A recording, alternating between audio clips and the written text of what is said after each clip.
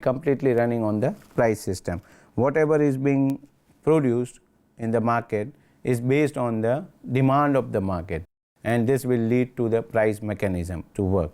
So in a capitalist economic system, when we are speaking, there are some advantages that will have some good innovative creative products, the businesses will be growing, but there will be some disadvantages that it will be completely profit oriented. The prices have to be paid, no societal concept will be there in it. Another one is socialism. Capitalism and socialism, it's then social ownership or means of production. That means there are two ends. One is capitalist. When you speak of a capitalist, it's completely private, and when you speak of socialist, it's government owned. So there are two ends. One end completely ownership of private, another end the complete ownership of government. There are no private enterprises existing in such system, and in this system, economic planning, everything is decided by the state. As I said, the three questions, what to produce, how to produce, and for whom to produce, will be answered by the government. The government decides what to produce, how to produce, which resources to be used, what are the prices to be decided in the market. So everything will be controlled by the government. So I think you might have understood, when this type of an situation is there, in an economic system is there, the businesses will be owned by the government. So you understand that there will be less creativeness, or you can say less innovation will be there.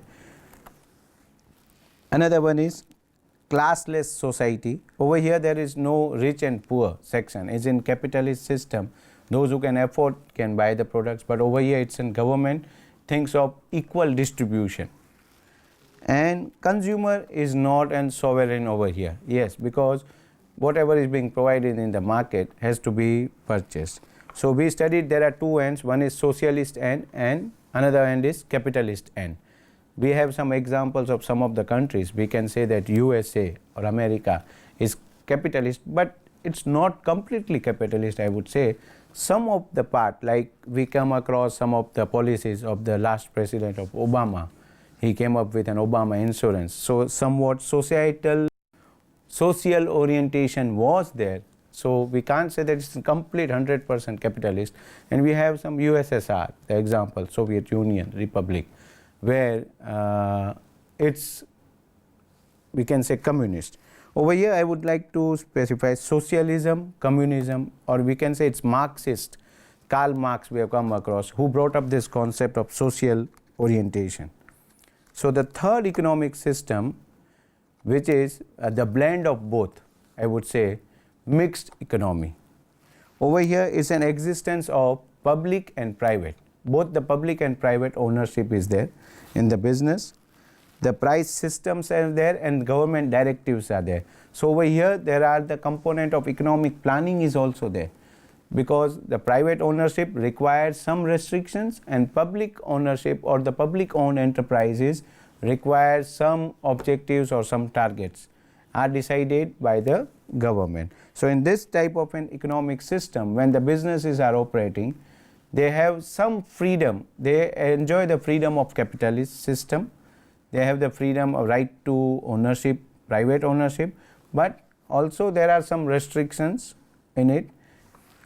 When we say that the government regulates and controls the private sector, that is, the government has some regulations or some regulatory framework exists where the businesses have to be under that system. Consumer sovereignty is also protected, because over here it's a blend of both socialist and capitalist. So consumer sovereignty is there, and also the government protects the labor interest. Yeah, while we were studying capitalist, when we speak of a capitalist economic system, the labor, the exploitation of labor is more in it, because more the profit motive is there in that system, so the exploitation of the labor is there. But in this system of mixed economy, you don't have such exploitation. So we studied the economic system, three economic system, capitalist, we studied socialist economic system and mixed economic system. Where is India? India a mixed economy. Yeah, India is a mixed economy. In our country, the government has a positive role to play in the field of economic activities. Some industries are completely owned by the government, and some are partially owned by the government, and some are completely owned by the private. India is regarded as a good example. We are not completely towards the capitalist, towards the socialist, but we are in the center, and it's a good example of a mixed economy in the world. So we had, prior to 1991, why the Indian economy was considered to be more mixed economy, because we had private ownership of means of production, and we had profit induced commodity production. There was significant role of market mechanism. That means when we speak of a mixed economy, the market mechanism also exists in it, and there were some big houses, big business houses, there were public sector, economic planning, and government as an regulator. So in our country, mixed economy, the businesses, we know what type of businesses. We have both the government as well as the private ownership business. If you take up an example of a mobile service provider, we have recently a very good example. The privately owned has changed the complete telecommunication scenario. Jio is privately owned. Reliance.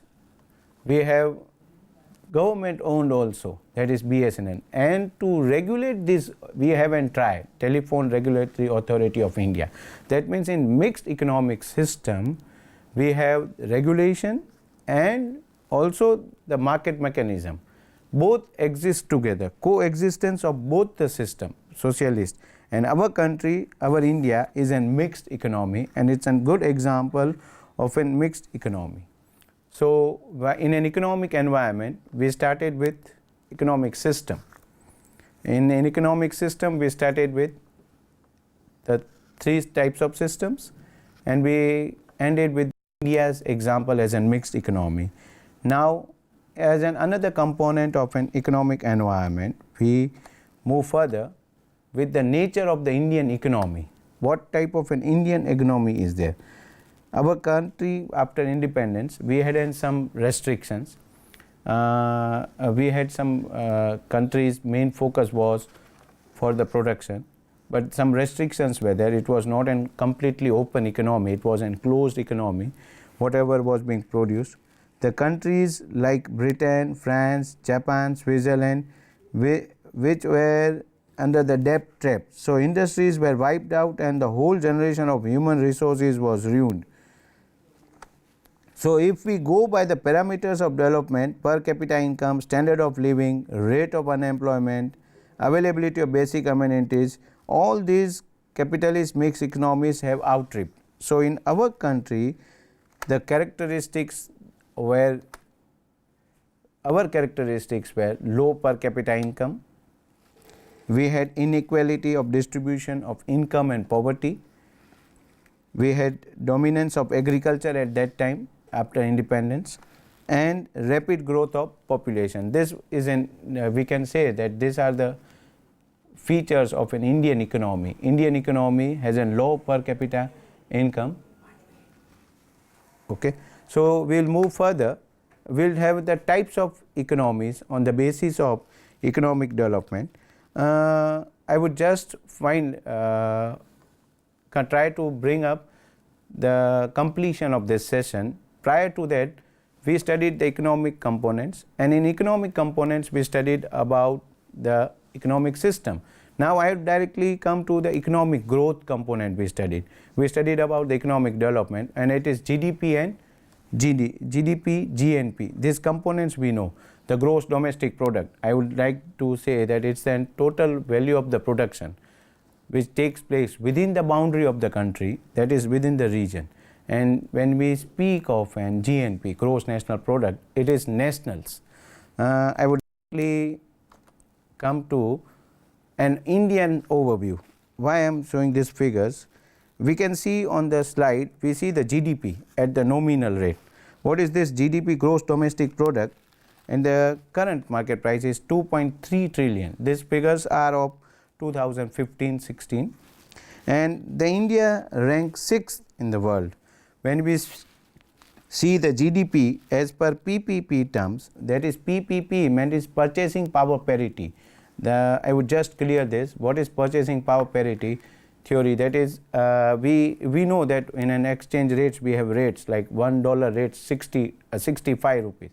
That means what? That in $1 what bundle of goods I can purchase, and in $1, and that bundle of goods costs what in India? That is 65. That it is GDP, the exchange rates decided based on PPP. As per PPP GDP, it's $6,658, and we have 1/22 rate. The growth rate of the Indian economy is of 7.6%, was targeted by the 15-16 survey, economic survey of 16-17, has due to demonetization, the figures have come down, and it is being targeted, still it's being targeted up to 6.5, 6.7. The unemployment rate, let me clear why I am showing this overview of in India. This will decide the business environment. The GDP, when we speak of a GDP component, is the dominant production. This leads to the growth factor. We can measure the growth factors, and this leads to the business environment. Unemployment rate is of 5%. Population below poverty line is 21.3%. Exports and imports are there. We have imports of $409.2 billion, and it composed mainly of the oil and natural. Planning. The third component, I would say, in economic environment is planning of in India. The main objective of the planning is to, it's not an indicative, not an imperative, but indicative. That means the planning is done in India to have some figures or some targets to achieve.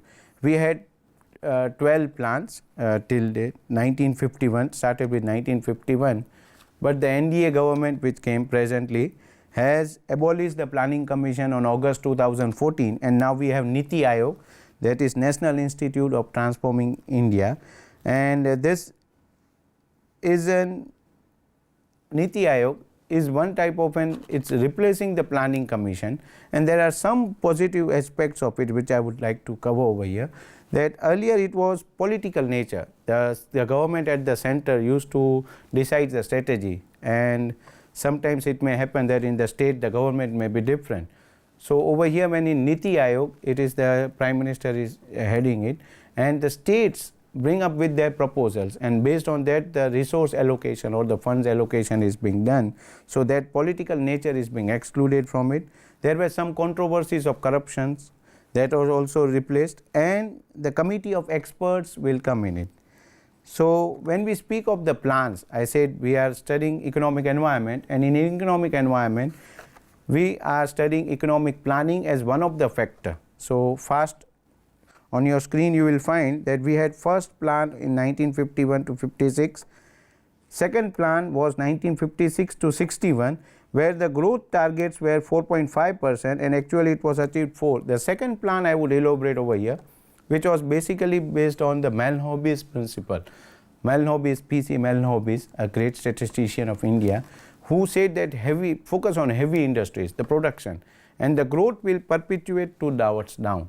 That is, more you think of an heavy industries, it will develop all the sectors, and this growth of heavy industry will also perpetuate to the below part. As I said earlier, that during independence we had a problem of poverty elevation, but this plan focused mainly on the industrial development. But then in the fifth plan we thought back, and we said that we had to focus on agriculture also, and we had another plans.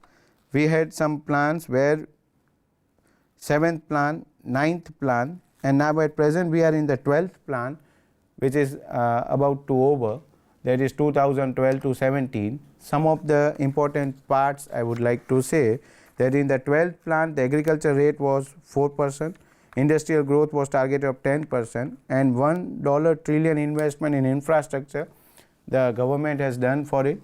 We had MOUs being done, signed with Japan, and also recently we had from UAE, the Prince has signed some of the amendments. Still the figures are not declared, but what still we are trying to achieve, more investment in health and education and better targeting of subsidies. I would just elaborate over here at present. That was in the 12th 5-year plan, the subsidies targeting was being done, and in that part we have achieved a lot. Direct benefit transfer, DBT, okay, and bringing down the poverty ratio by 10%. Fastly, I would like to come to the last section of this presentation. We studied economic environmental factors, and in economic environment factors, initially we studied with economic growth. Second, we studied about economic plans. We studied about economic systems, and now I am coming to the sectors. We have some sectors, primary, secondary and tertiary sectors of the environment. So a directly comparison I would do over here for the sectoral growth. On the slide you can see India's percentage of GDP is 18.7% at present, 15-16, and of the industry's share of in the GDP is 31.7%, and services is 49.6%. Why I am elaborating these figures? Because these figures are an indicative figures that what share of an agriculture is there, industry is there, and service, and below is the percentage of population. What percentage of population is involved in it? 48.9% of population is still involved in agriculture, and the share is only 18.7%. So there is the difference with USA and China. China's still population of 29.5% is involved, and it has a percentage of GDP share of 9.2%. So these figures have indicating us more in the next sessions can be elaborated more on it, but I would come to the last section, that there are still some economic policies which can be covered under economic environment. In the next session, fiscal policy, that also part of an economic environment, monetary policy, industrial policy, foreign trade policy, foreign exchange policy, and foreign investment and technology policy.